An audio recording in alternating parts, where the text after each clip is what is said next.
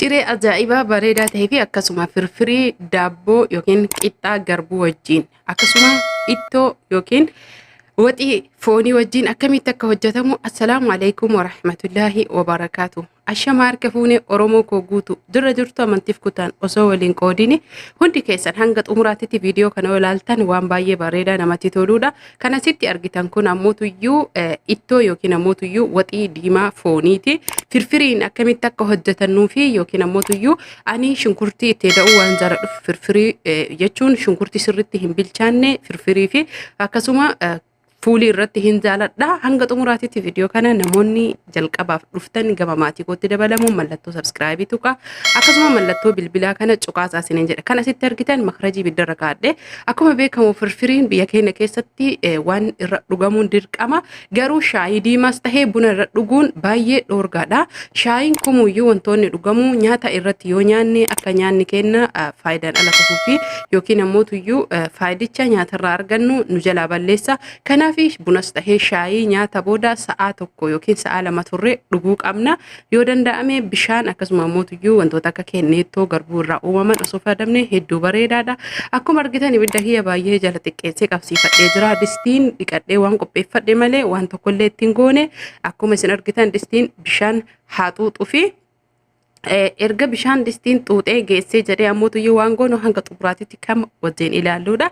Kan asitti argitan ammoo makarajii shaayiiti. Shaayii aananii danfisuu heda. Namoonni shaayii aananii akkamitti akka fayyadamtan hundi keessaniyyuu koomantii yaadne babbareeda akkasuma firfirii foonii mee karaa kamiin akka fayyadamtan yookiin firfirii waxii diimaa irraa qophaayaa ta'e jechuudha. Karaa kamiin fayyadamtan qixxaa garbuu meeqa kennatu nyaachuu jaalata akkasuma faayidaan qixxaa garbuu faayidaa guddaa waan qabuuf asumaan baradha. Haa fayyadamnu isiniin jedha. Anillee qixxaa garbuu jechuudha. Distiin keenya erga buke bitamee argee jennaaniin yaadadhee isinii qooduu fi firfirii isinii argisiisu osoo ta'in qixxaa garbuu akkamitti akka nyaatamuudha. Kanaaf ittoo yookiin ammoo waxii diimaa kenna kafoonii jechuudha. Cilfaa lama buddeena lama xixiqqaadha. Buddeenni itti godhuu waan barbaadu fi ergasii bishaan xiqqoo irra buufadhe firfiriin kiyya akka xiqqoo naajiidhu barbaada. Akkasuma sooqiddallee xiqqoo itti godhadhe akkuma beekamu asitti ammoo qimamii yookiin ammoo waan qurunfudii firii 5 makarajii keessa buufadhee jira. Kanaaf viidiyoo ammootu otomaatika waan godhuuf yookiin ammoo baay'ee waan jarjarsuu fi wanni hundi hin jarjara. Isin ammoo haasaa kiyya kanarraa hubadhaa isiniin jedha. Sukkaara illee shaayitti jechuuf hanga isin barbaachisu gootanii ammaan kalama qofaa itti godha. Maatiitu hanga takka fedha malee ani maan kan tokkollee gahaadha. Shaayii aananii erga ta'e sukkaara malee illee nu dhuga jechuudha. Bunas sukkaara malee dhuga. Garuu ammoo yeroo maatii wajjin dhugu sukkaaraan dhuga jechuudha. Kanaaf akkuma asitti argitan kanatti shaayiin keenya erga danfee sukkaara itti goonee jennaaniin hin dhaabate.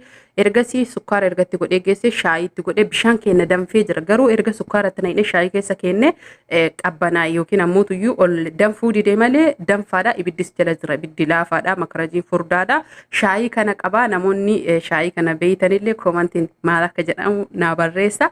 Warroonni biyya keessa jirtan ammoo shaayii makeenya uumamaa hangasi barbaachisu makarajii xiqqaaf itti gootanii ergasii aanan kenna itti goona. Aanan sirriitti danfuun qabu. Sababbiin isaa erga qimamii barbaanne yookiin urgooyituu barbaanne itti goone bishaan wajjin danfisnee shaayii akkasumaan akka faayidaan aananii nu jalaan banne yoo aanan ol danfee jedhe jala dhaamsuu qabna faayidicha aananiitiif. Kanaaf distii keenyatti deebina. Hordoftoota fi kabajamtoota kiyya haga shaayiin keenya danfee xumuramuu kunoo distiin keenyallee asii qophaayaa jira. Akkasuma ammoo firfirii bareedaa ta'e laafaa haala salphaa ta'e qixxaa garbuu akka qixxaan garbuu nama nyaachisu namatti goggogaa sammalees baay'ee hin mi'aawu jedhan namoonni hedduun jechuun dhandhama gaarii hin qabu jedhanii garuu qixxaan garbuu faayidaa kennaaf baay'ee bareedaadha. Hanga xumuraatitti hanga naannotti viidiyoo har'a isin garsiisa. Natti tolee jennaaniin qixxaan garbuu dhugaa rabbii isiniif waraabe viidiyoo kana ciree kenna. Akkuma asitti argitan shunkurtiin jaaladha isiniin jedhee jira. Erga distii dhaamsuu ga'e yookiin firfirii itti naquu ga'e shunkurtii kiyyatti naqadhee amma buddeena mummurataa jira. Nam lama qofa waan taaneef jecha nama baay'ee miti. Buddeenni xixiqqaa waan ta'eef buddeena lama garuu ammoo buddeena biyya keenyaa osoo tahee jedhee buddeenni kun qamadii irraa kan dalagame malee xaafii irraa miti.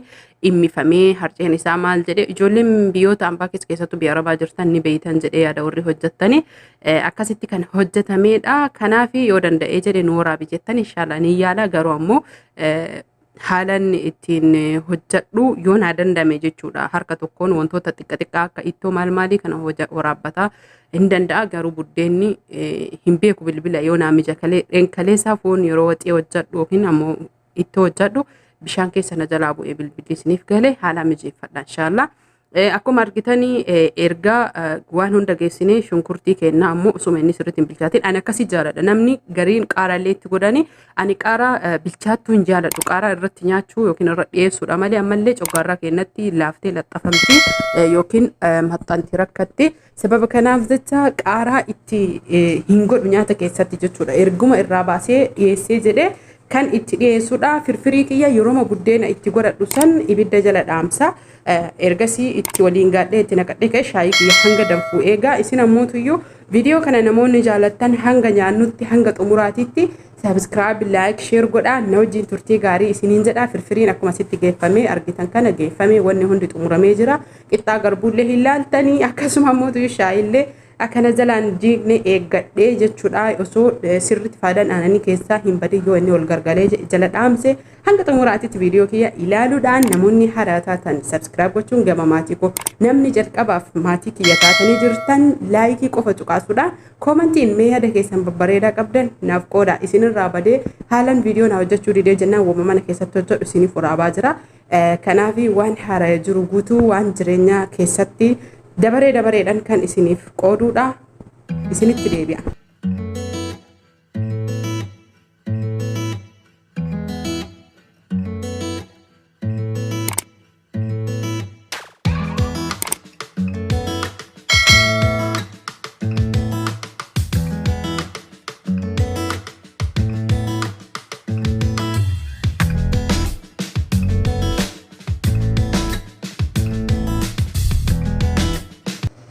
Qixxaan garbuu isa kana namoonni hedduun ni beeytan jedhee yaada. Garbuu adiidha. Garuu ammootuyyuu akkanatti qixxaa qamadii fakkaataa yoo ilaalani dhugaa rabbii qixxaan kun sadii kanuu bitamee jedhee tokkichi isaa jechuun xiqqaa gabaabaadha. Sinii galee xiqqaadha. Tokkichi isaa nama lama baay'ee sirrii quubsaa buddeena lamaa wajjin buddeeni baay'ee xiqqaadha. Akkasuma buddeena tokko walakkaa isaa jala afee walakkaa isaa gubbarra godhee bismillah haanaan hundi keessanuyyuu walajjiin hanga xumuraatitti viidiyoo kana namoonni ilaaltan galatooma.